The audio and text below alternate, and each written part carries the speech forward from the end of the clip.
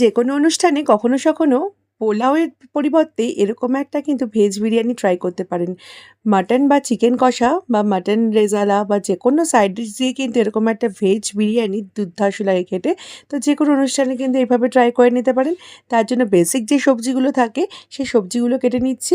এর জন্য আমি দিচ্ছি এখানে বিনসটাকে বেশ বড় বড় পিস করে কেটেছি। সেমভাবে ক্যাপসিকামটাকেও কেটে নেব বড় বড় শেপে।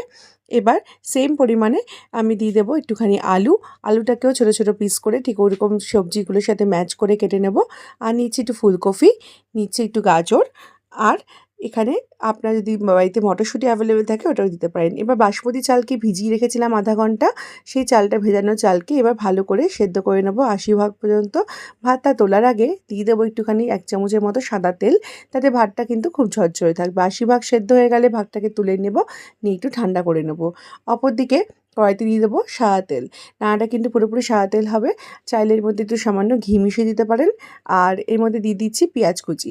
পেঁয়াজটাকে দিয়ে ভালো করে ব্রাউন কালার করে ভেজে নেব পেঁয়াজটাকে। পেঁয়াজটা ভেজে নেওয়া হয়ে গেলে কেটে রাখা সমস্ত সবজিগুলোর মধ্যে অ্যাড করে নুন দিয়ে দেবো। তারপর সবজিটাকে বেশ ভালো করে ভেজে নেব।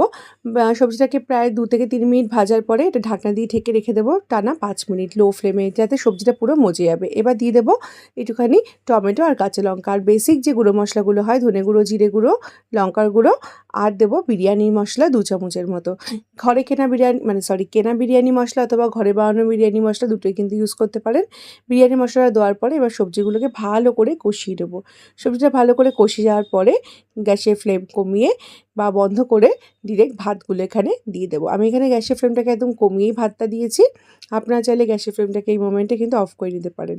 আর দিয়ে দিচ্ছি নুন, আর একটু দুধের মধ্যে ফুড কালার গুলিয়ে নিয়েছি। সেই দুধ গোলানো ফুড কালার গোলানো দুধটাকে এর মধ্যে অ্যাড করে দিচ্ছি।